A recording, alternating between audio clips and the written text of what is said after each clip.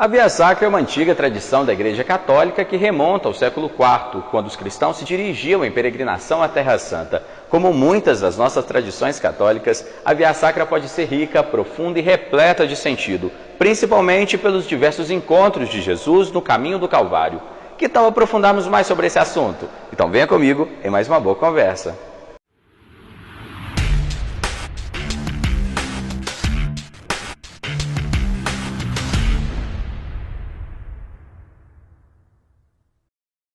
E a nossa boa conversa de hoje é com o Frei Francisco, mas antes de começar a nossa conversa, aquele pedido de sempre, Frei, se inscrever no canal, clicar no sininho, dar like no vídeo, para assim que a gente publicar material novo, você logo já receber a notificação.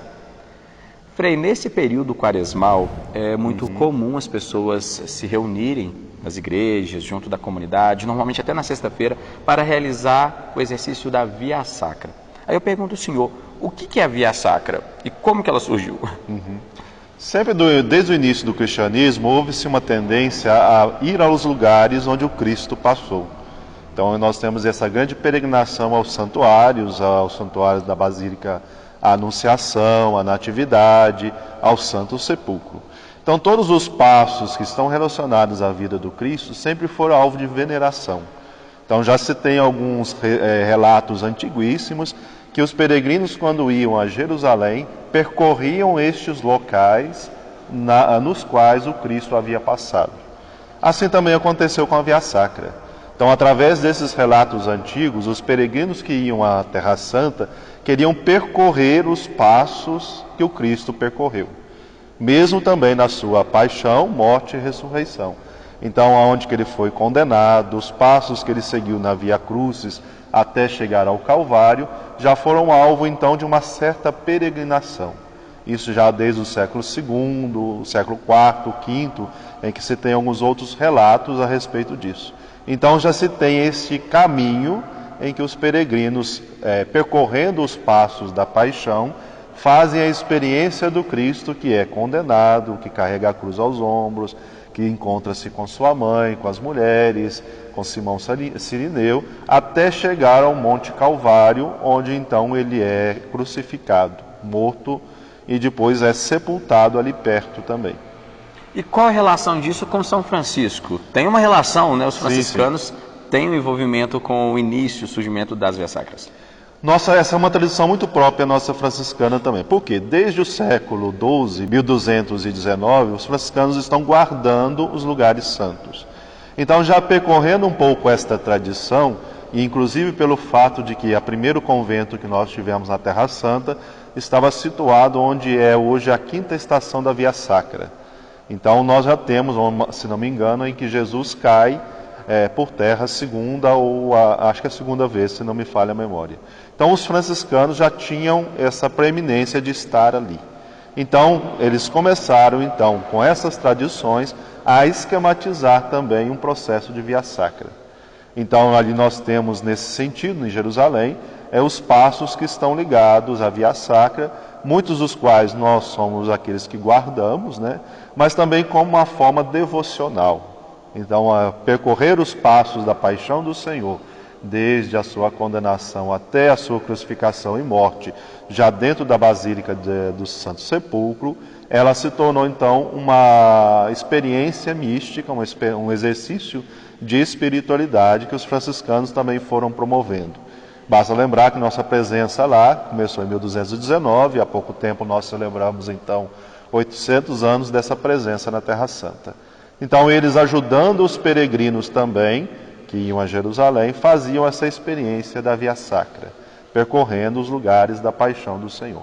Tanto que no século XV que começa a se esboçar, vamos dizer assim, com as estações que nós temos, né, aqueles que são os passos ligados à Via Sacra, os 14 passos ligados à Via Sacra, que começam, por exemplo, num colégio, onde que, segundo a tradição, seria o lugar onde Jesus foi condenado, que fica perto de uma faculdade que nós temos, chamado da flagelação. Então ali nós celebramos esse episódio que Jesus é flagelado, condenado, e aí toma a cruz às costas e começa o caminho para o Calvário. Então, divididos aí entre esse caminho que vai dentro da cidade velha de Jerusalém, nós temos esses passos ligados à paixão do Senhor. que culminam, né, dentro da Basílica do Santo Sepulcro, onde lá nós celebramos, por exemplo, Jesus que é despojado das suas vestes, Jesus que é pregado à cruz, que morre na cruz, que é descido da cruz nos braços de Maria Santíssima. Até tem uma capela também dedicada, uma pequena oratória dedicada à Mater Dolorosa, e onde ele é sepultado, porque ali perto do Calvário, poucos metros depois, nós temos aquele que é o túmulo do Senhor.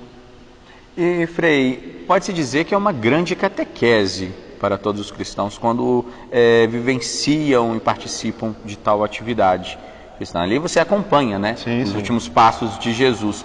E tem estação que é com inspiração bíblica. E tem outras que vieram de tradição cristã. Sim. Nós vemos então essas que estão ligadas a fatos históricos, por exemplo, a condenação. Onde foi quando aconteceu a condenação do Senhor? E os evangelistas também relatam esse episódio que Jesus foi condenado, depois que ele toma a cruz às costas e vai caminhando para o Calvário. Alguns também se lembram da questão da devoção, por exemplo, Verônica mesmo está ligado muito à questão da devoção, né? Mas existe ali a estação ligada a Verônica que enxuga o rosto de Jesus. Então nós temos esses passos, e sempre que um peregrino faz essa experiência, né, é justamente escutar a palavra do Senhor. Olha, aqui Jesus caiu a primeira vez, aqui Jesus encontrou-se com sua mãe, aqui Jesus fez essa experiência da queda, do consolo e da força que vem através do apoio de Simeão, né? E muitas vezes a gente pode absorver todas essas palavras para a nossa vida e nos colocar também as nossas quedas, os nossos encontros, o sofrimento das várias mães.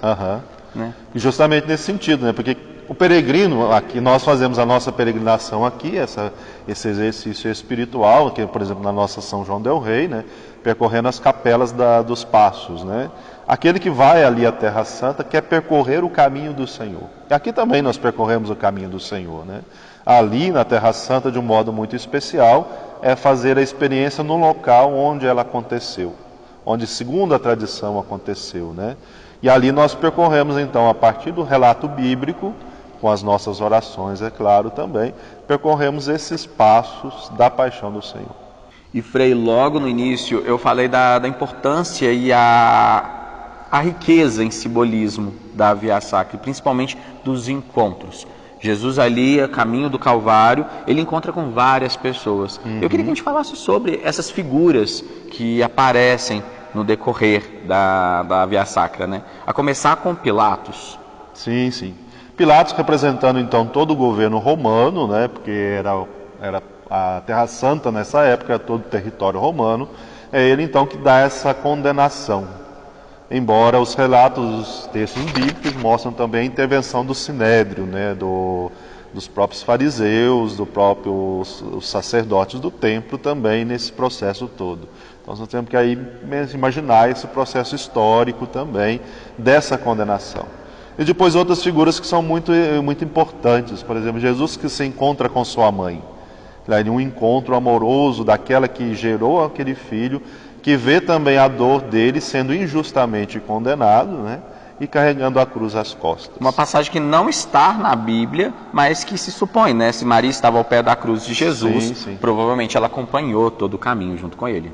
Justamente. E outros passos, né? Encontro com Simeão, que ajuda a carregar a cruz. E aí nós vamos refletindo também a nossa própria vida, né? Por exemplo, a campanha da fraternidade desse ano nos chama a atenção para o flagelo da fome, mais uma vez, né? É se compadecer com aquele que está sofrendo. O Cristo sofreu nesse caminho da cruz. Tanto a dor física, mas a dor espiritual e psicológica, né? Vamos assim, se assim podemos dizer, né?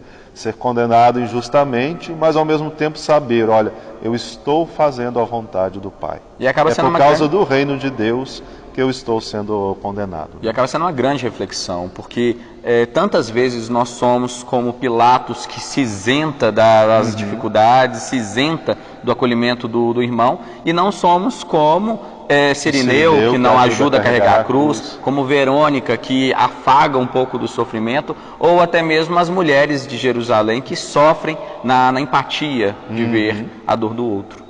Né? E justamente esse exercício nos faz ver isso, né? Nos faz experimentar esta dor para que a gente possa se compadecer também da dor do outro, né? E ao mesmo tempo esse caminho ele nos leva e nos aponta para algo muito maior, que é a ressurreição. Porque justamente nesse período da quaresma, a gente geralmente não faz a última estação, que alguns textos apontam como a estação da ressurreição, né?